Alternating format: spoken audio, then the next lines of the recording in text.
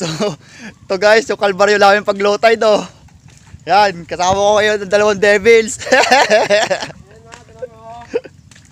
Ang babatakin. Ayan, naigala ang dagat. Naulan pa.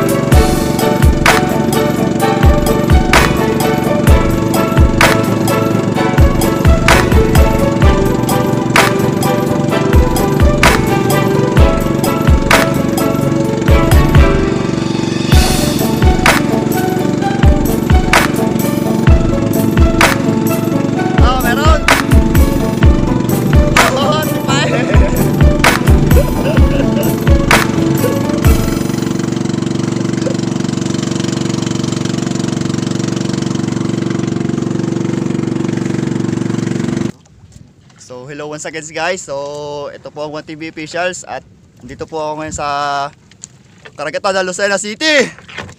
Ayan, kasama ko po ngayon Lolo Nelson. Yan, si Tito Nelson, ipipicture po natin ipipicture ko po ngayon yung kanyang palakaya na crab pot or bubo sa Tagalog dito sa amin. Yan po yung sa crab trap yung niyan. So alimasag din po ang nakahuli niyan, pero humuhuli din yan isda at dala din.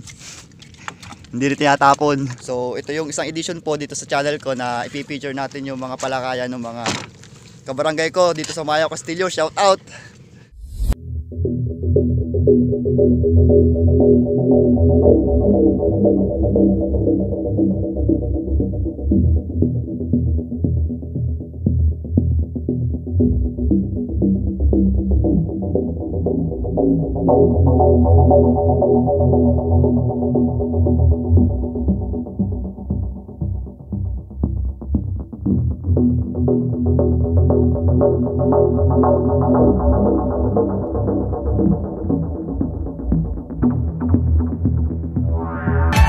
So, yan guys, andito kami ngayon. Bali, doon kami, Barangay Mayo Castillo, tapos ito, Talaw-Talaw. Mount Manahaw po nakatago. Tapos pagbilaw po, yan. Bunto na. Takas ng agos. Parang bunto na. So, ang ginagamit siya po ngayon, pang alimasag yan. So, yan po yung pictures niyan. Pinapainan niya ngayon.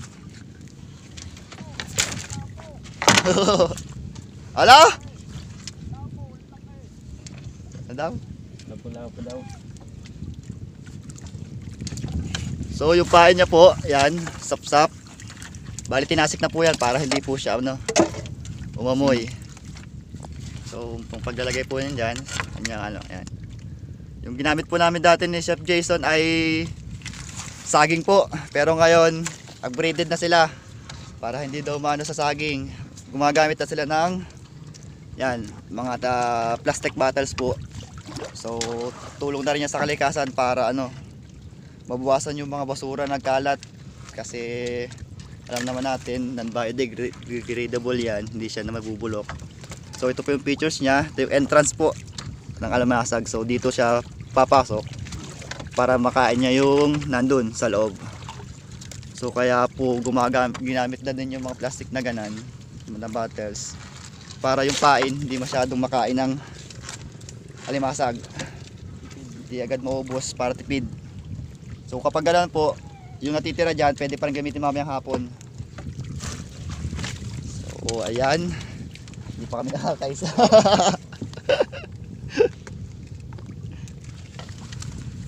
Yan, kaibahan po nyo dun sa ginamit namin ni Chef Jason, may tali po yan para dire-diretso yung pandaw niya. So ang buya niya lang po is dalawa lang po.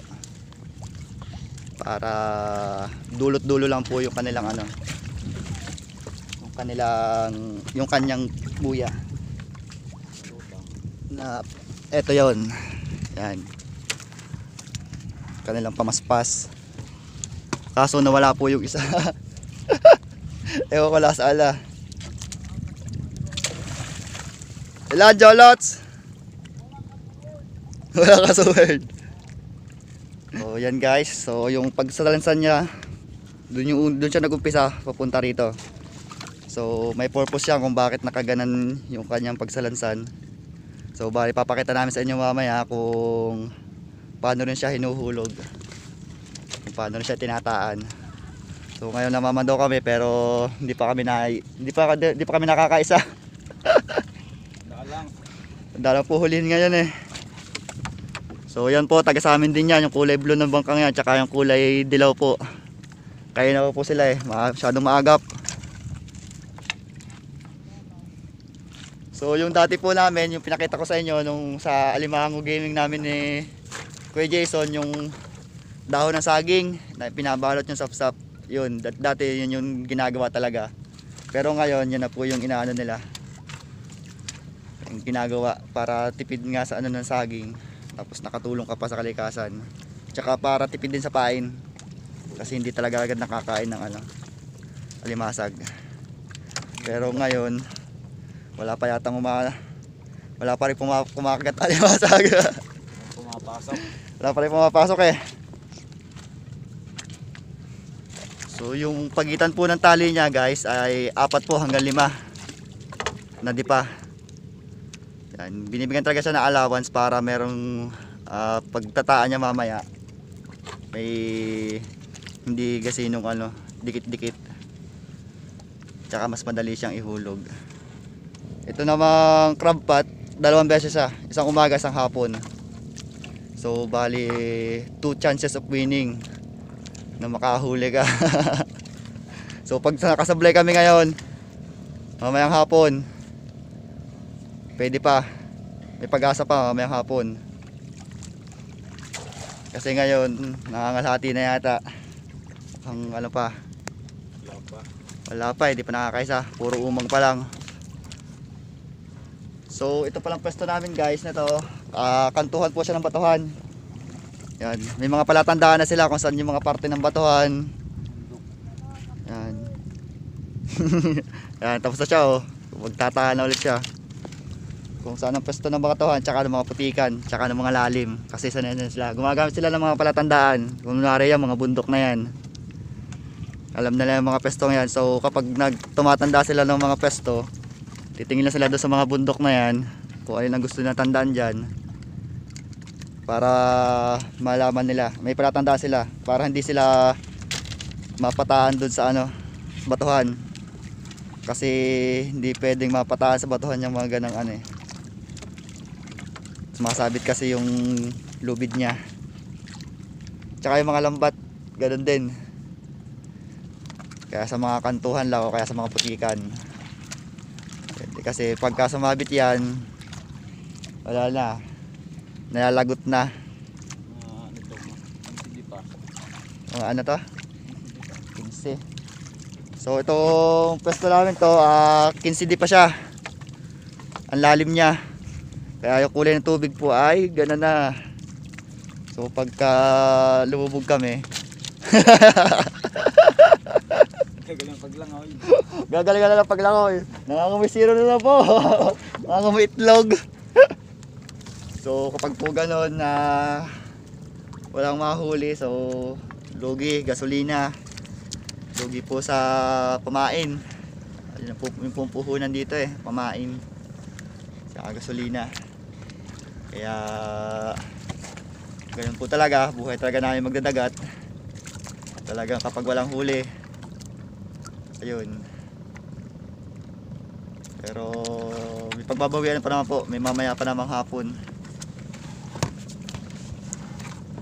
Kapag ganan, kakadiskarte pa naman ng pang-ulam. Malapit naman kami sa dagat eh. Pero sana makahuli pa kahit ilang piraso kasi medyo malayo pa naman ng kaunti. Sana po. So nasa 3 na daw po yung nababatak niya. Magsunod-sunod lang. Pwede na yan.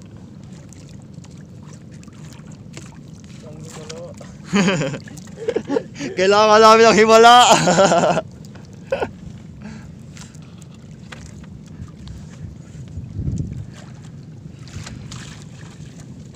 So may bad news po kami, nalagot yung kanyang Baka nadaanan naman ako ng bangka.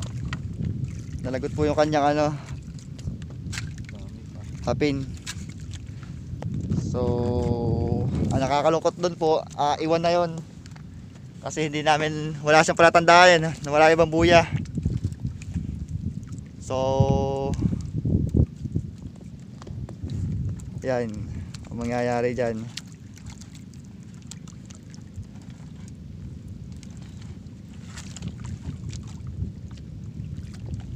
Binibilang po niya para malaman niya kung ilan na nawala.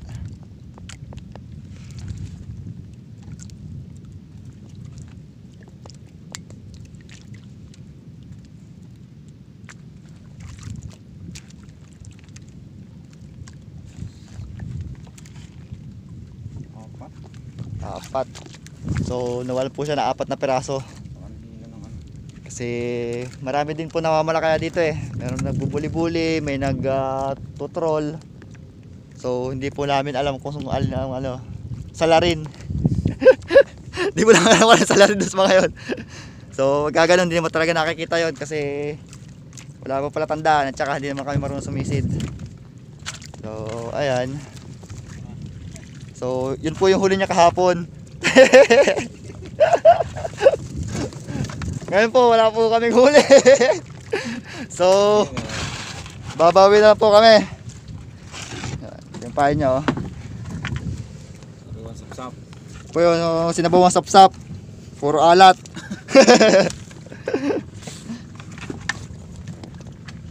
So may part 2 pa naman po. Sure po yan kasi hindi kami nakahuli. Babawi kami. Kailangan namin may mapakitang huli sa inyo eh. So ngayon po itataan muna namin yung kanyang ano. Itataan niya na muna yung kanyang crab pot. So Kinsan, kay Pacquiao. doon daw po kay Pacquiao.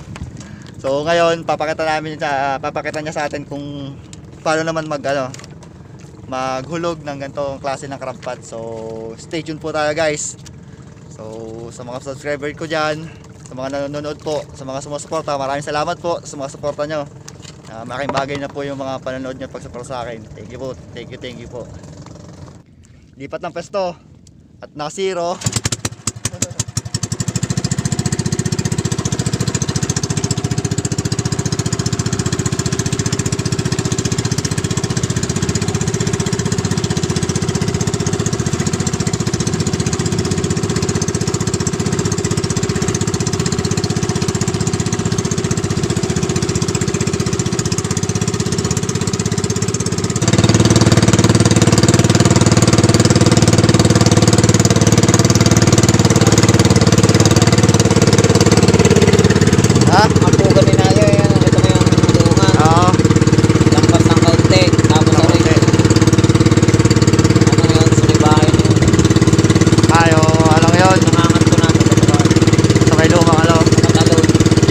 Dito. Ito, ano.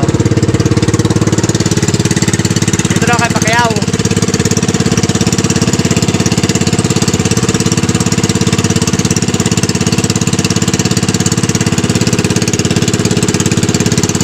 Yung mga lugar po ng yung mga lugar ng ano, yung pinagkataanan nila, ilalagyan din nila ng pangalan para wala lang, para may pangalan, para may palatandaan sila. Pangalan nila.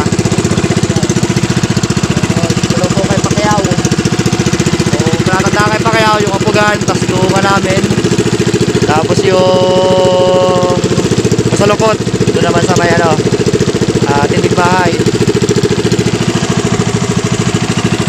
So ang batuhan dyan dito, doon batuhan dyan. So yan po, naguhulog na siya.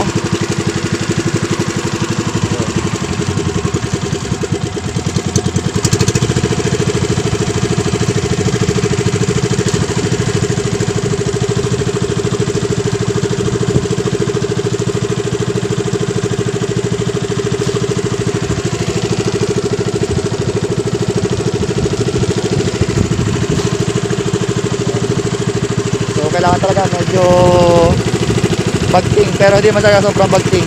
Yan. Kasi kapag nabagting yan, na bumabaliktad yung bubo. So kailangan once na tumuwid yung ano, hulog na rin. Kasi pag tumuwid yung bubo na pailalim yung kanyang galaw, hindi na nakakapasok yung mga limasag. Yan. So yan yung pag ano.